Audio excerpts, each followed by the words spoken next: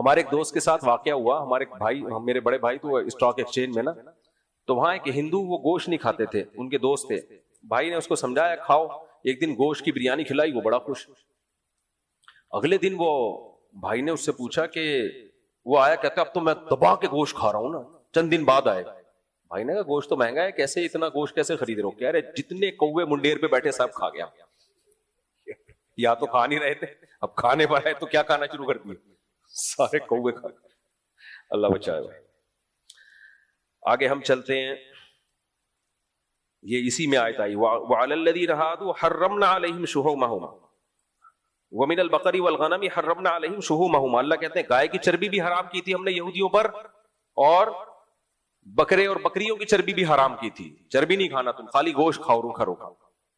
اور میرے خرچے پہ، استغفر اللہ، میرے خرچے پہ نہیں، یہ میں نے کیا کہہ دیا، میرے مشورے پہ ایک دفعہ آپ بریانی کوکنگ آئل کے بغیر پکائے، گوشت جس میں چربی زیادہ ہو، رواج ہو، چربی ہو، پکا کے دیکھیں، مجھے بھی کھلا دینا. پھر مزہ نہ آئے پیسے واپس.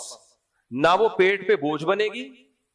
کوکنگ آئل میں پکی ہوئی بریانی لذت میں بھی کم ہوتی ہے اور میدے پہ بوجھ بھی بنتی ہے. کوکنگ آئل نہ ڈالیں آپ اس میں. آپ کیا کریں، اسی کا جو گھی ہے نا، یعنی گوشت ایسا لیں جس میں چربی زیادہ ہو، رواج زیادہ ہو، رواج بھی چربی ہی کی طرح کا ہوتا ہے، اس میں آپ پکائیں، مزہ نہ آئے پیسے واپس. اور باسمتی چاول ہونا چاہیے، سیلا چاول نہیں. سیلا چاول پیڑ میں ایسے پتھر بنتا ہے جا کے. تو باسمتی چاول میں، چربی والے گوشت میں آپ بریانی پکائیں، آئل الگ سے نہ ڈالیں، مزہ نہ آئے پیسے واپس. اگر پھر بھی پیٹ خراب ہوا تو وہ مسالے کی وجہ سے ہوگا، جو آپ نے بازار کا مسالہ لیا ہے، یہ بتا رہا ہوں. اگر مسالہ بھی گھر کا ہو تو پھر بالکل پیٹ خراب نہیں ہوگا، اور بہت جلدی ہضم بھی ہو جائے گی، گھر کا مسالہ ہو. اگر آگے چلتے ہیں، آپ بولیں گے کون سا کچن چینل کھول کے بیٹھ گیا ہوں میں. تو اللہ نے اس میں بھی بتایا کہ بھئی آگے ہم چلتے ہیں، بس جلدی جلدی. قُلْ تَعَالَوْا أَتْلُ مَا حَرَّمَ رَبُّكُمْ عَلَيْكُمْ. اب مشرکین نے نا خامخواہ کی چیزیں، گوشت نہیں کھاؤ تو یہ نہیں کھاؤ تو فلانے، جیسے ہندو لوگ بھی اپنے مذہب کے حساب سے یہ کہتے ہیں بھئی سبزیاں کھاؤ، گوشت کیوں کھا رہے ہو. تو اور ہمارے ہاں بھی جو صوفی ٹائپ کے لوگ ہیں، یہ نہیں کھاؤ وہ نہیں کھاؤ، نہاری کیوں کھا رہے ہو، اس میں مغز کیوں ڈال رہے ہو، یہ مفتی لوگ ہیں مفتی ایسے ہوتے ہیں، کھانا کھا رہے ہیں بیٹھ کے، کباب کھا رہے ہیں بیٹھ کے، ریوو میں گھوم رہے ہیں بیٹھ کے، یہ کون سے مفتی ہیں. تو یہ کانسیپٹ ہمیشہ سے چلا آ رہا ہے. تو اللہ نے بتایا کہ بھائی اللہ کو اس سے کوئی غرض نہیں ہے کہ تم حلال نعمتوں سے لطف اندوز ہو رہے ہو. نہ اللہ جن چیزوں سے ناراض ہوتا ہے، آؤ ہم تمہیں وہ بتاتے ہیں. بہت اہم آیت ہے. قُلْ تَعَالَوْا أَتْلُ مَا حَرَّمَ رَبُّكُمْ عَلَيْكُمْ. اے نبی ان سے کہہ دیجئے آؤ میں تمہیں بتاتا ہوں حرام کیا ہے، کن چیزوں سے تمہارا رب ناخوش ہوتا ہے. نہاری اور دمبے کی کڑھائی وڑائی سے تمہارا رب ناخوش نہیں ہوتا. ہم تمہیں بتاتے ہیں جو کرنے کے کام ہے، ان کو فوکس کرو. آج ہم لوگ انہی کام کو فوکس نہیں کر رہے. سب سے پہلا کام کیا ہے؟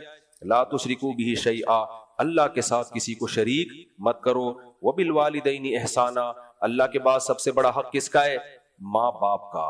ماں باپ کے ساتھ تمہارا بیہیویئر اچھا نہیں، بہت اچھا ہونا چاہیے. احسان اچھے کو نہیں کہتے، بہت اچھے کو بولتے ہیں. بہت اچھا سلوک ہونا چاہیے ماں باپ کے ساتھ. ولا تقتلوا اولادکم من املاق، غربت کے خوف سے اپنی اولاد کو قتل مت کرو. ماں کے پیٹ میں پریگننسی کو ضائع کر دینا کہ ہماری آمدن کم ہے، وہ بھی اسی قتل میں داخل ہے. کیوں؟ اللہ فرماتے ہیں نحن نرزقکم وإیاہم، تمہیں بھی ہم روزی دیں گے، ان کو بھی روزی دیں گے. وہ تمہاری اولاد بعد میں، ہماری مخلوق پہلے ہے. نسل روکنا بھی اسی میں داخل ہے، کیونکہ ہم نسل روکتے ہیں یہ کہہ کے اپنی اولاد کو، انسانوں کو روک رہے ہیں. اللہ کہتے ہیں یہ میری مخلوق پہلے ہے. انسان کو دوسری مخلوق پر تو اللہ نے تصرف دیا ہے، جانوروں پر. خود انسان کو انسان پر حق نہیں ہے کہ وہ یہ فیصلہ کرے کہ کتنے انسان دنیا میں آئیں گے کتنے نہیں آئیں گے.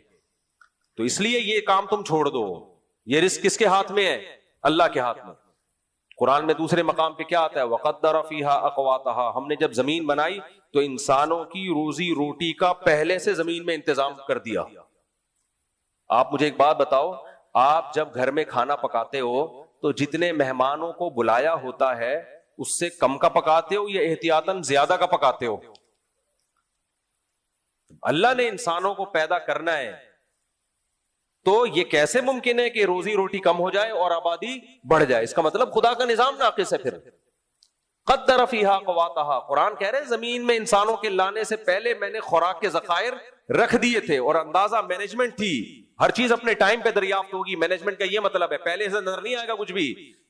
آبادی آتی رہے گی اور وسائل دریافت ہوتے چلے جائیں گے. کوئی سوچ سکتا تھا کہ سورج سے ہم اتنی بجلی بنائیں گے؟ ہم نے گھر میں پلیٹیں لگائیں, ماشاءاللہ ایسی بجلی بننا شروع ہو گئی. وہ ہمیں کہہ رہا ہے بھائی یہ کسی کو بیچو, آپ سولر کا پینل بڑا لگا لو تو بجلی شاپروں میں بھر بھر کے غریبوں میں بانٹنا شروع کر دو آپ, اور ہمارا ایک دھیلا بھی خرچ نہیں ہو رہا, سورج سے بجلی بن رہی ہے. کوئی سوچ سکتا تھا 50 سال پہلے؟ ابھی پتہ نہیں کیا کیا دریافت ہونے والا ہے. پورا زور لگایا ہوا بچے روکو, بس بچے روکو.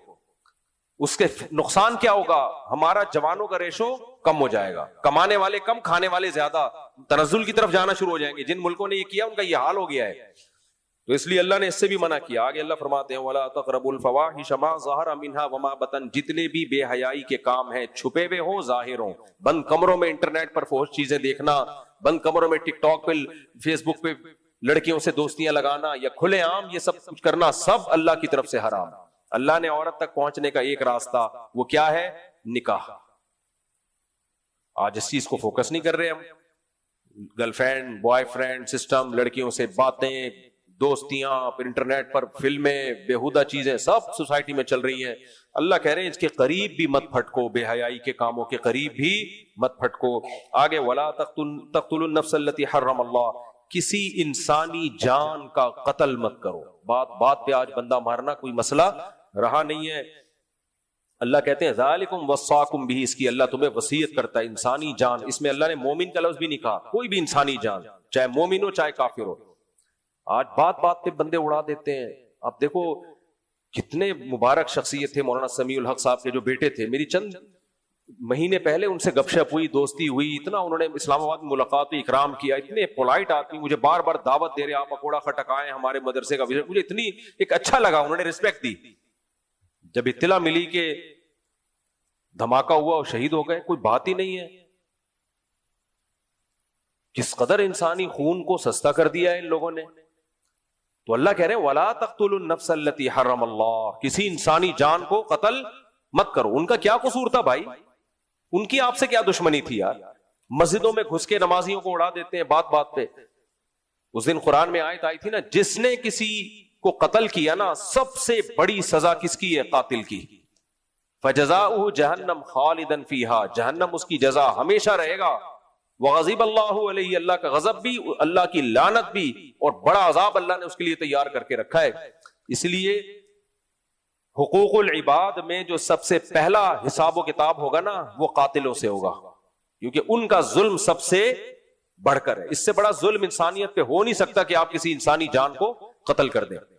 تو بات پہ فتوے بھی لگا دیتے ہیں, فلاں گستاخ, فلاں نے توہین کی, اڑا دو, پھوڑ دو, مار دو. اس دن ایک بچی کی ویڈیو آئی جس کے باپ کو توہین کا الزام لگا کے قتل کر دیا گیا. ایسے بلک کے رو رہی تھی, اتنا ترس آیا کہ میرے باپ تو نبی صلی اللہ علیہ وسلم سے محبت کرتے تھے, ہمارے ابو آتے تھے, ہمیں پیار کرتے تھے, ہمیں گھمانے لے کے جاتے تھے. وہ جوان باپ کا جنازہ گھر میں دیکھ رہی ہے, مارنے والا مار کے چلا گیا اور ہیرو بھی بن گیا. یہ آپ کو یہ دہشت گردی صرف پاکستان میں ملے گی, کہیں بھی نہیں ہے. یہ بھائی یہ قانون بنا ہوا ہے, لا بنا ہوا ہے. آپ کیس کرو, عدالت کو نیوٹرل ہو کے آپ کیس کی سماعت تو کرنے دو نا. توہین کے کیسز میں ہوتا کیا ہے, پہلے 50-100 بندہ, 200-250 بندہ ایس ایچ او کے سر پہ کھڑا ہوتا ہے, ایف آئی آر کاٹ ورنہ تیری گردن اڑا دیں گے. تو وہ جو ایف آئی آر کاٹے گا وہ عدل پر مبنی ہوگی ہے بھائی. پھر اگر وہ ایف آئی آر نہیں کاٹتا, اس کو اپنی جان کا خطرہ, کاٹ دیتا ہے تو کیس چلتا ہے کورٹ میں, پھر جج عدالت کے باہر 2000 بندہ کھڑا ہوا ہوتا ہے, کیس کو پھانسی کی سزا سنا ورنہ تیری گردن اڑ جائے گی. یہ چل رہا ہے پاکستان میں, اور یہ ہوائی باتیں نہیں ہیں, مشاہدے پر مبنی واقعات ہیں. کتنے بے گناہ لوگوں کو جیل کی کوٹریوں میں ڈال دیا, صرف اپنی ذاتی دشمنی نکالی, کوئی کیس بنا کے اس کے اوپر ڈال دیا. تو یہ ہو رہا ہے انسانی جان, اور مذہب کے نام پہ مار دو, مذہب کے نام پہ مار دو. انسانی جان کا قتل ہلکی چیز نہیں ہے, اس کے بہت سخت ثبوت ہونے چاہیے, اس کے بہت پاورفل ثبوت. توہین رسالت کا قانون یہ ہے کہ مرتکب کی سزا قتل ہے, بالکل ٹھیک قانون ہے, لیکن توہین کو ایکسپلین کون کرے گا؟ زبان کی لڑکھڑاہٹ, بولنا کچھ چاہ رہا تھا نکل کچھ اور گیا, یا کوئی علمی بات ہے جو بیان کر رہا ہے اس کا مقصد توہین نہیں ہے, کوئی علمی چیز ہے, تو ان چیزوں پہ فوراً فتویٰ لگا دینا, اگلے کی زندگی بھی نہ دیکھنا کہ بھائی یہ کیوں توہین کرے گا, اس کا کیا دماغ خراب ہے کیا, بات بات پہ فتوے لگا دیتے ہیں, اور جو مارتا ہے وہ ہیرو بن کے آ جاتا ہے. تو یہ غلط ہے, یہ بھی انسانی جان کے قتل میں یہ چیز شامل ہے. اگر کسی کی زبان لڑکھڑاتی ہے آپ اس کو اپنی بات کو ایکسپلین کرنے کا موقع دو. پھر اگر کوئی علمی اختلاف بیان کر رہا ہے تو اس کے دلائل سنو. کچھ بھی نہیں سنا جاتا, دھڑ دھڑ دھڑ فتوے, وہ اس نے اٹھا کے ادھر بندہ مار دیا, اس نے اٹھا کے ادھر بندہ مار دیا, اور مارنے والا ہیرو بن جاتا ہے. پھر اس مارنے والے کی مذمت میں کوئی بیان نہیں دے سکتا. کوئی مذمت میں بیان دے گا, اگلے دن وہ آیا ہوا ہوگا اخبار میں, اس کو بھی اڑا دیا. سرگودا میں کیا ہوا ہے, وہ ایک مقدس اوراق کا ایک ادارہ ہے, تو وہ کیا کرتے ہیں, سب سے مقدس اوراق جہاں بھی اللہ رسول کا نام کسی کاغذ پہ لکھا ہو لے کے نا جمع کرتے ہیں, کہیں دور لے جا کے دفن کر دیتے ہیں. میں نے ان سے کہا یار تم اتنی ٹینشن اٹھا رہے ہو تو یہاں گڑھا کھود کے ان مقدس اوراق کو جلا دیا کرو تاکہ لوگوں کے پاؤں میں نہ آئے. فقہا نے بیان کیا بھائی مقدس اوراق جو ہے, جو قرآن ہے کو بوسیدہ ہو جائے تو جلا دیا جائے تاکہ اس کے نقوش مٹ جائیں. کہتے ہیں کیا بات کر رہے ہو, ہم نے یہاں ایک دن ایسا کیا کہ ہم نے ایسے جلایا, وہ تھوڑی سی آگ نکلی, کہیں اڑوس پڑوس میں خبر پہنچ گئی کہ یہ قرآن کو جلایا ہے. اس وقت میڈیا بہت فاسٹ نہیں تھا. اب یہ جو جلا رہے تھے یہ توہین کی نیت سے نہیں بلکہ توہین سے بچانے کے لیے کہ پاؤں میں نہ آئے. کہہ رہے فوراً تھانے میں گیا, مار لی تو جان چھڑانا مشکل ہو گیا, پتہ نہیں کس طریقے سے جان چھڑی ہے. میں نے کہا شکر کرو میڈیا اس وقت اتنا فاسٹ, 20-25 سال پرانی بات ہے, ورنہ ایک ویڈیو فیس بک یوٹیوب پہ آنی تھی تمہاری بوٹیاں نوچ کے لوگ کووں کو کھلاتے. حالانکہ وہ بیچارہ کر کیا رہا ہے, مقدس اوراق کی حفاظت. تو جو مقدس اوراق کی مقدس شخصیات کی حفاظت کرنے والے, ساری زندگی ان کی تعظیم پہ بیان کرنے والے, انہی پہ فتوے کس کے لگ جاتے ہیں, توہین کے. تو انسانی جان کا قتل ہلکی چیز نہیں ہے. اس کو ایسا نہیں ہے کہ جو اڑا دو اس سے کوئی جنت نہیں ملے گی. اس بچی پہ مجھے اتنا ترس آیا جس کے باپ کو مار دیا, یار کیسے بلک بلک کے رو رہی ہے وہ. تو انسان کے لیے پورا گھر چل رہا ہوتا ہے کسی شخص سے, آپ نے اڑا دیا, اپنی ڈھڑک پوری کر لی اور ہیرو بھی بن گئے آپ. تو ایسے جذباتی لوگوں سے ہمیں اپنے ملک کو بچانا ہے, اپنے کلچر کو, اپنی سوسائٹی کو بچانا ہے, اور یہ صرف یہیں پر آپ کو ملے گا دنیا میں. ہاں جو واضح لفظوں میں توہین کر رہا ہے, ہمیں پتا ہے یہ شراب بھی نہیں پی ہوئی اس نے, دماغ صحیح ہے اس کا, جان کر جیسے ملحد لوگ کر رہے ہوتے ہیں, کوئی تعویل نہیں بنتی ہے اس کی, اور کیس چلتا ہے, پتا چل جاتا ہے کہ بھائی اس کی کوئی دوسرا مطلب بنتا نہیں ہے, تو ٹھیک ہے, اس کے لیے تو قانون بنا ہوا ہے. ایسے شخص کو سزا ملنی چاہیے تاکہ ہم ناموس رسالت کی حفاظت کریں. نبی صلی اللہ علیہ وسلم کی ذات اتنی ہلکی نہیں ہے کہ ہم لوگوں کو اجازت دے دیں جو منہ میں آئے اٹھائے اور جو آپ بکواس کرتا پھرے. تو میری اس تقریر کا یہ مطلب نہیں ہے کہ ہم اس کی کھلی چھوٹ دے رہے ہیں. میری تقریر کا مطلب یہ ہے کہ اس قانون کا غلط استعمال, اس پہ پابندی ہونی چاہیے. تو باقی قانون بذات خود ٹھیک ہے کہ توہین رسالت کی ہم کسی کو پرمیشن نہیں دیں گے, لیکن اس توہین کا فیصلہ کون کرے گا, عدالت. اور عدالت بھی دباؤ میں آ کے نہیں کرے گی, دونوں طرف کے دلائل سن کے وہ انصاف والا تجزیہ کرے گی. ورنہ عدالت پہ بھی دباؤ ہوتا ہے کہ تو نے اس کو سزا نہیں دی تو تیری گردن اڑے گی. یہ ہوا ہے, مجھے خود وکیل نے بتایا کہ میں نے 2 بے گناہ لوگوں کو اندر جیل میں کیا ہے, عمر قید کی سزا سنائی ہے, جبکہ مجھے پتا تھا کہ یہ مجرم نہیں ہے. کہہ رہے ہیں ان کو میں جیل میں نہیں بھیجتا تو میری لاش ملتی, اتنا دباؤ تھا میرے اوپر, مجھے جان سے مار دیتے تو میں مجبور تھا کہ یار اپنے آپ کو بچاؤں. غلط کیا, لیکن کہتا میں کیا کرتا, باہر عدالت کے باہر بندہ کھڑا ہوا تھا, اتنا 1000-2000, اور میں حکومت کی طرف سے وکیل تھا, میں اس کو چھڑوا دیتا تو میں گیا کام سے. اور جج کو بھی یہی خطرہ تھا, تو جج نے بھی اس کو عمر قید کی سزا سنا دی. یہ بہت ہے, ایک نہیں ہے, جیلوں میں بھرے ہوئے ایسے لوگ.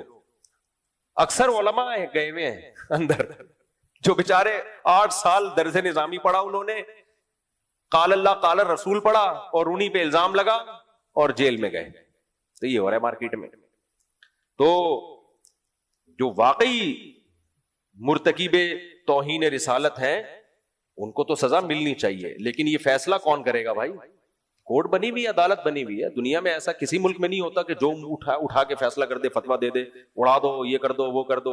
آپ کہہ سکتے ہو یہ بات تو مفتی صاحب ہم نے مان لی ہے کہ واقعی انسان سے اوپر کوئی ذات ہونی چاہیے جو انسان کو گائیڈ کرے.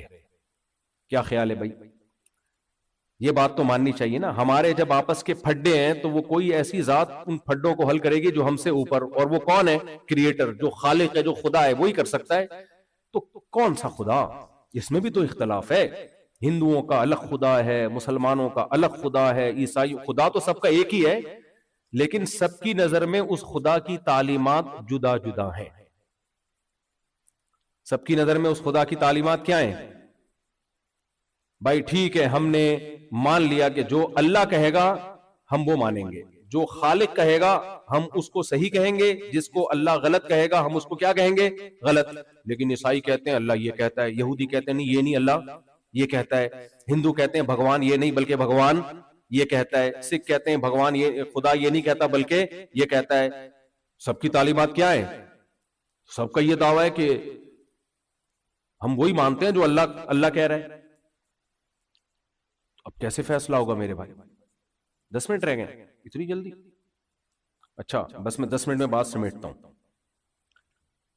تو یہ کیسے پتا چلے گا بھائی؟ تو دیکھو یہ پتہ ہے کیسے چلتا ہے. جب بہت سارے لوگ کسی ایک اسٹیٹ کا پیغام لے کر آئیں, کسی ایک شخص کا پیغام لے کر آئیں, تو یہ اس شخص کے ذمہ ہے یہ بتانا کہ یہ میرا نمائندہ ہے اور یہ میرا نمائندہ بولو نہیں ہے. یہ اسی کی ذمہ داری ہے تاکہ ہم کنفیوژن سے بچیں. بہت سے لوگوں نے کہا کہ ہمارے پاس دین برحق ہے. اللہ نے کہا میرا پیغام پیغمبر لے کے آتے ہیں, انبیاء لے کے آتے ہیں, اور میرے ذمے ہے میں ان انبیاء کا, ان پیغمبروں کا برحق ہونا ثابت کروں. ہمارا دعویٰ ہے مسلمانوں کا کہ لاسٹ میسنجر آف گاڈ محمد صلی اللہ علیہ وسلم ہے. آپ کے پاس جو پیغام ہے وہ دنیا میں کسی کے پاس نہیں ہے, وہی برحق پیغام ہے. آپ جو کتاب لے کر آئے وہی برحق ہے. آپ ہی کے پاس اللہ کی تعلیمات ہے کریٹر کی, باقی کسی کے پاس خدائی تعلیمات یا تو ادھوری ہیں یا بالکل سرے سے ہے ہی نہیں.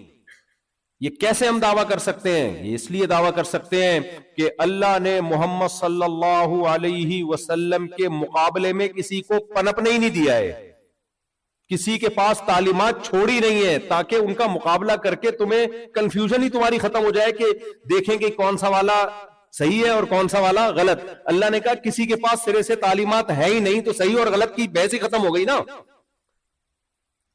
دیکھو 2 ڈاکٹر بیٹھے ہوئے, آپ کو پتہ نہیں چل رہا ان میں سچی مچی کا ڈاکٹر کون سا ہے, جھوٹی موٹی کا کون سا ہے.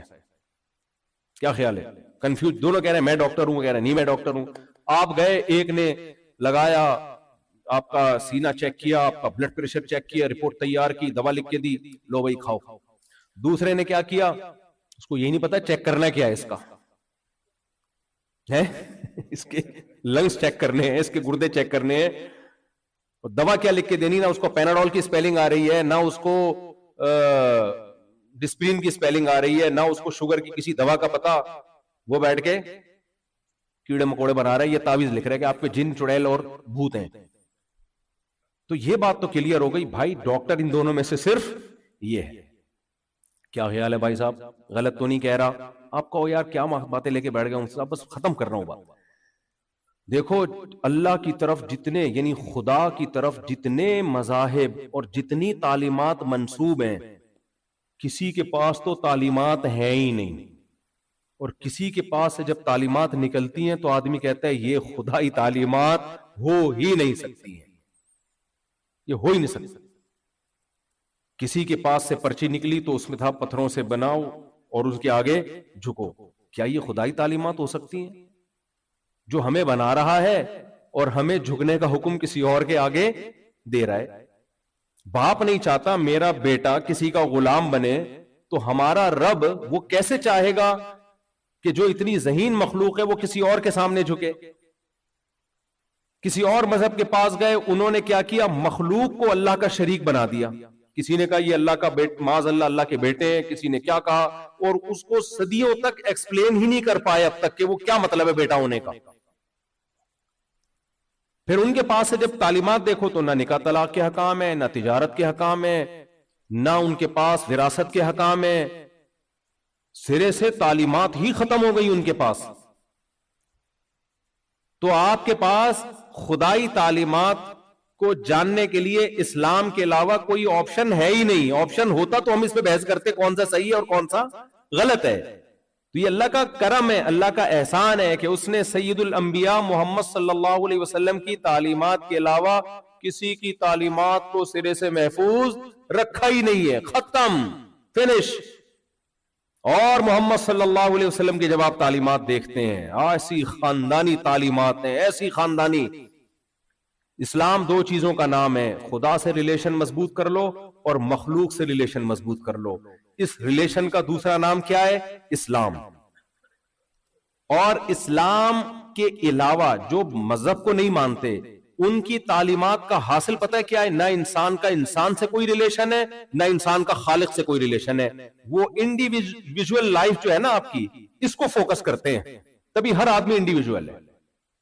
انہوں نے آپ کو چند حقوق دے دیے, ویمن رائٹس اور ہیومن رائٹس. وہ رائٹس کیا ہیں؟ کچھ بھی نہیں ہے. شوہر اپنا کمائے گا, بیوی بولو اپنا کمائے گی, باپ اپنا کمائے گا, بیٹا اپنا کمائے گا. یہ کون سے رائٹس ہو گئے بھائی؟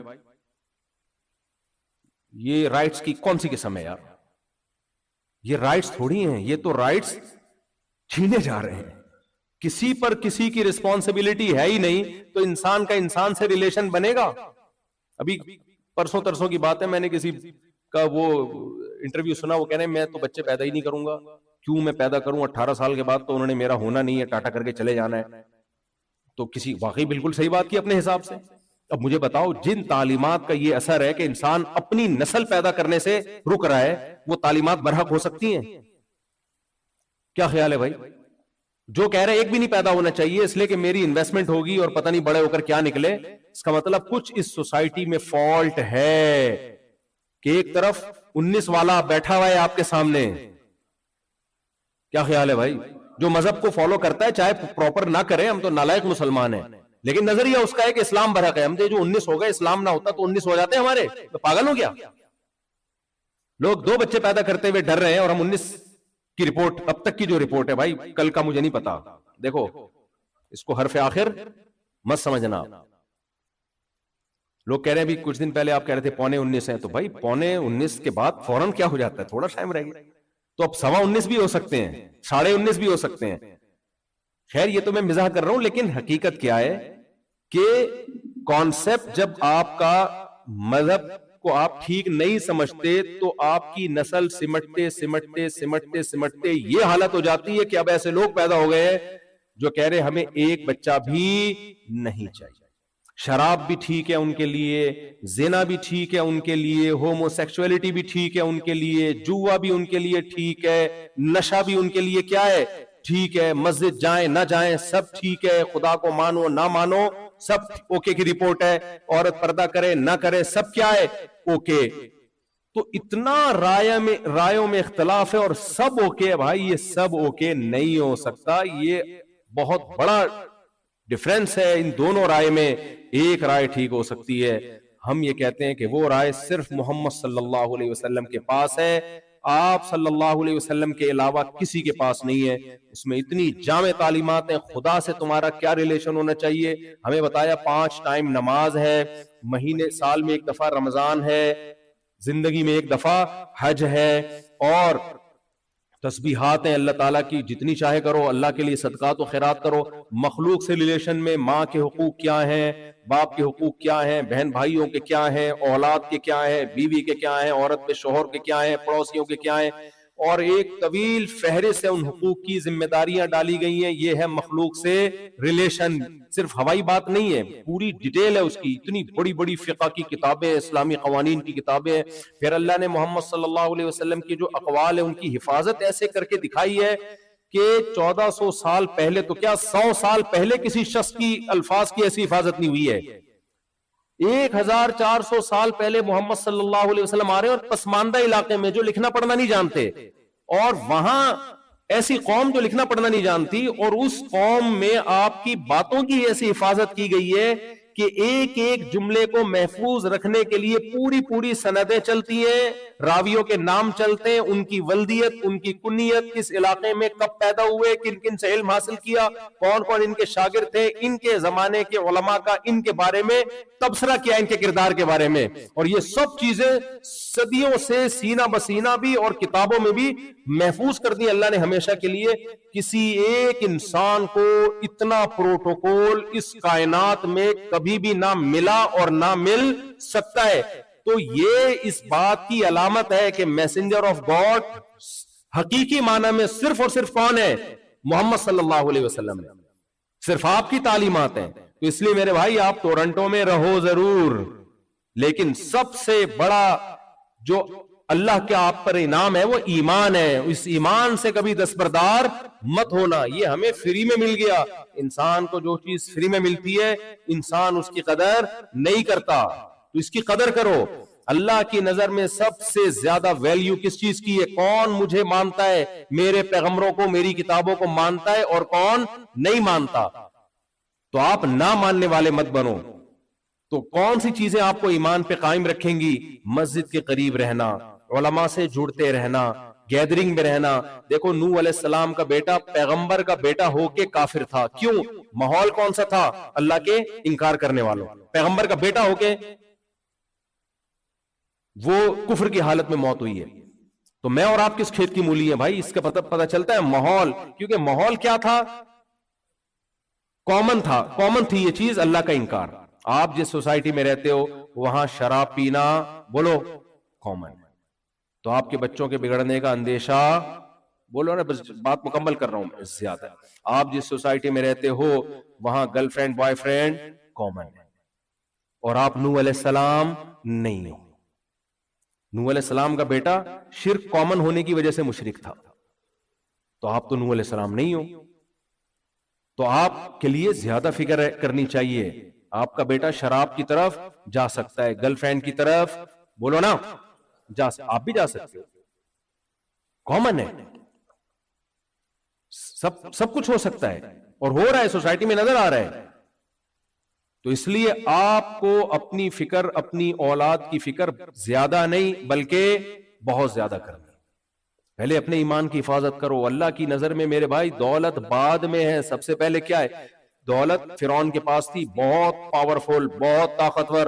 حضرت موسیٰ کو صبح و شام تانے ہی غربت کے دیتا تھا. وہ اس کمبخت کو کیا پتا تھا جس کو تو مسکین کہتا ہے وہ اللہ کی نظر میں اتنا محبوب ہے کہ اللہ پہاڑ پہ بلا کے ان سے براہ راست ہم کلام ہوتے ہیں.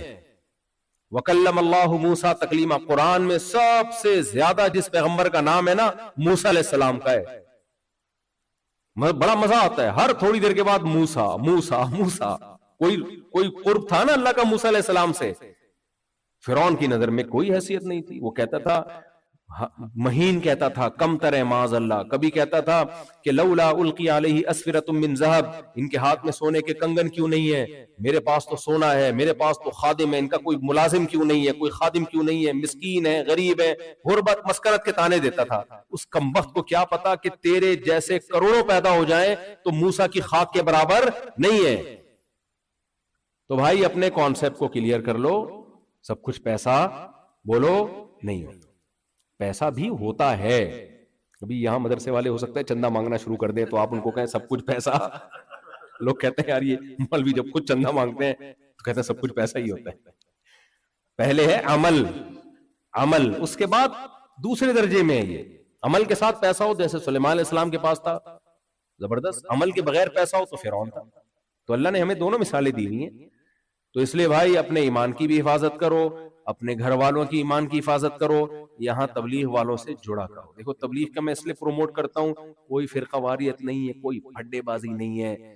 جیسے چاہو نماز پڑھ لو, یوں پڑھ لو, یوں پڑھ لو, ایسے ٹانگیں چوڑی. وہاں ہمارے ہاں تو مسجدوں میں اتنے پھڈے بن چکے ہیں, اتنے جھگڑے. نماز جو نہیں پڑھتا وہ سکون سے رہتا ہے, جب آتا ہے تو ٹانگیں کوئی ادھر کو کھینچ رہا ہے, کوئی وہ دوبارہ سے. ایک صاحب کہنے لگے میں ادھر گیا تو انگوٹھے سے پکڑ کے میری ٹانگ کھینچ رہا ہے ادھر کو. ٹھیک ہے بھائی, جیسے پڑھ رہا ہے اس کو پڑھنے دو یار. تو اس لیے میرے بھائی ایمان پہ کوئی کمپرومائز نہیں ہوگا. تو یہاں آپ کو مسجد کے ماحول سے جڑنا چاہیے, اور مسجد والوں سے بھی گزارش ہے مت لڑو. کوئی مسجد بن گئی ہے جیسی تیسی ہے یار، تم ہے نا اللہ کا نام لے رہے ہیں نا لوگ آ کے، اس میں اتنی سیاستیں شروع ہو جاتی ہیں، جا کے مسجدوں کے خلاف کمپلین کرواتے ہیں. اور ایک آخری بات دیکھو، آخری بات سچی مچی کی آخری،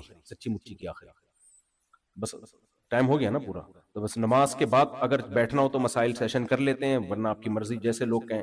تو اگر سوال جواب کرنے تو نماز کے بعد تھوڑی دیر بیٹھ جائیں گے، نہیں تو جیسے آپ کہیں.